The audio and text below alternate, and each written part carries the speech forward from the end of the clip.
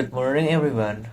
Welcome to our presentation for English 2 course Informatic Study Program. Today we will present a comparative study of Google Gemini architecture. From native multimodality to long context mixture of experts. My name is Emma Bintriski Ardiansa, and together with my partner Abid Ibnu Pandegi, we will guide you through his topic under the supervision of Miss Nur Amalia Solihah.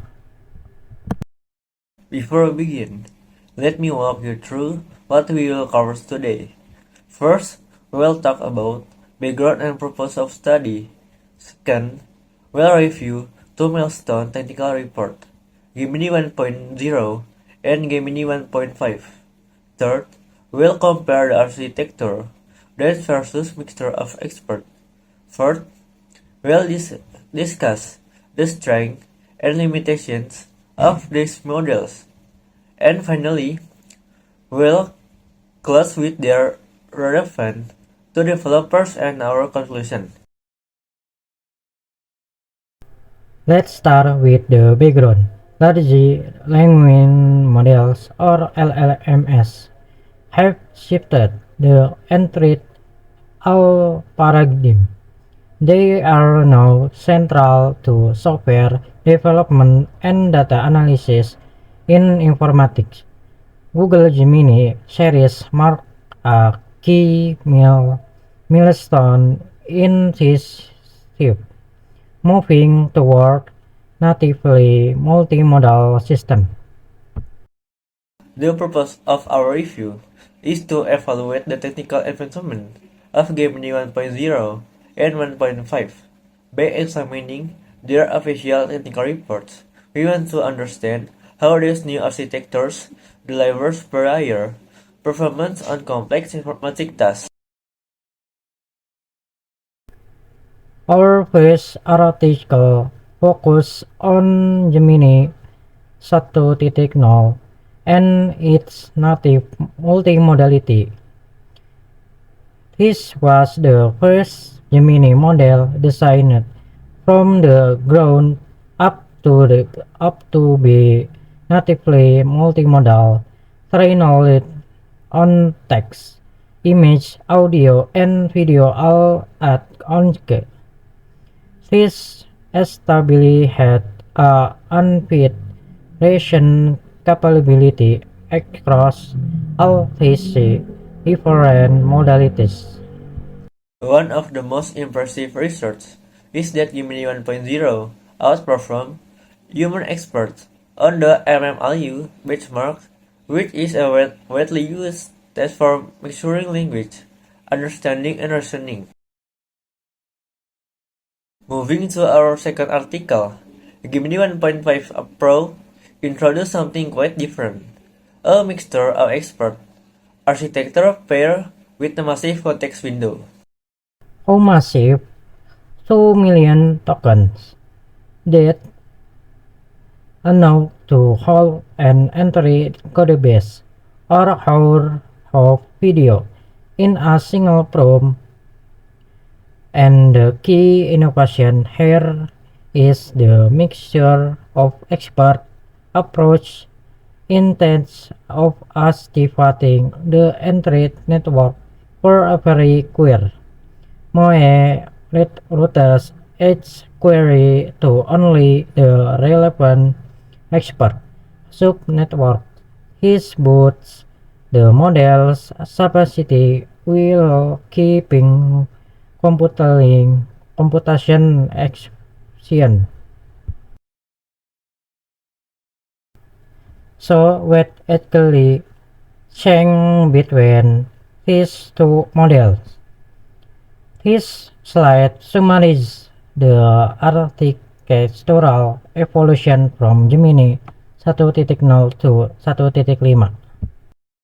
Gemini 1.0 uses a dense transformer. It activates the entire network for every single query, which makes it simpler to train and deploy. It is provide a unified multimodal reasoning right from the start. However, its competition cost scales with the full model size. Gemini 1.5, on the other hand, use a sparse mixture of experts. It only activates the relevant expert subnetworks, giving it greater capacity at a lower compute cost, and enabling those million token contact windows we mentioned. The trade-off is that it requires much more complex hardware synchronization. Now let's talk about the technical strengths. The first breakthrough is near-perfect long context retrieval. This long context window allows the model to retrieve information accurately across millions of tokens, a real game changer for large-scale technical documentation. The second strength is world repository code understanding. Because of his massive context, the model can process entire code repositories or long videos in a single interaction instead of only looking at isolated fragment.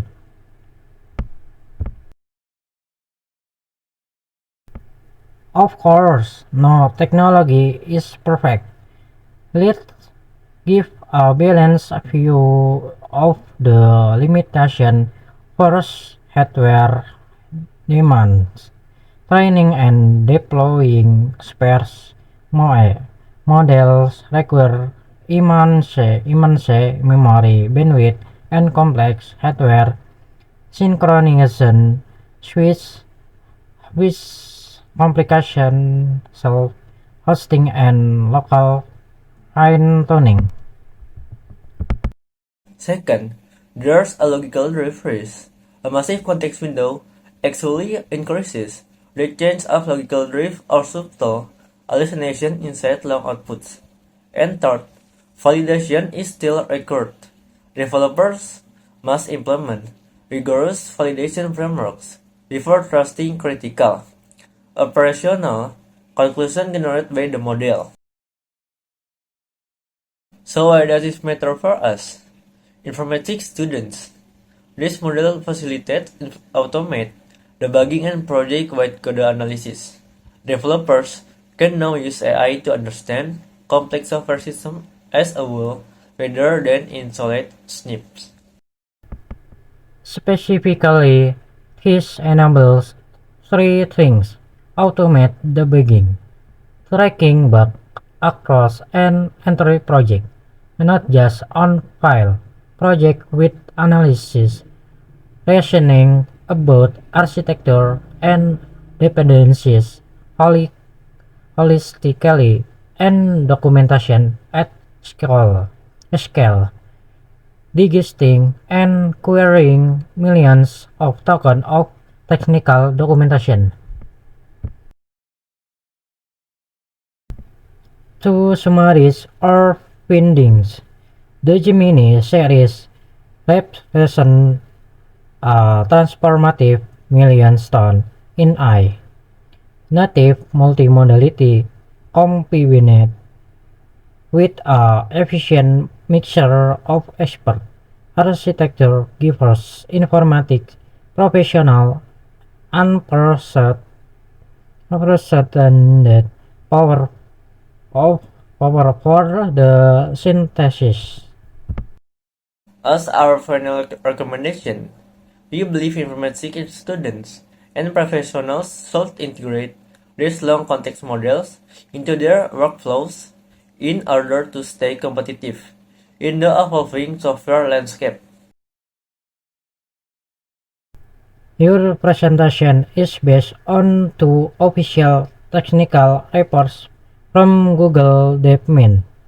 Gemini, a family of highly capable multimodal models from 2023 and Gemini 1.5 unlocking multimodal understanding across millions of tokens of context from 2024. Additional information was sourced from DeepMind Google. It concludes our presentation on a comparative study of Google Gemini architectures. Thank you very much for your attention. We are Abid Ibnu Pandegi and Abid Rizky Ariansyah from Universitas Binasana Informatika. We now welcome any question or discussion.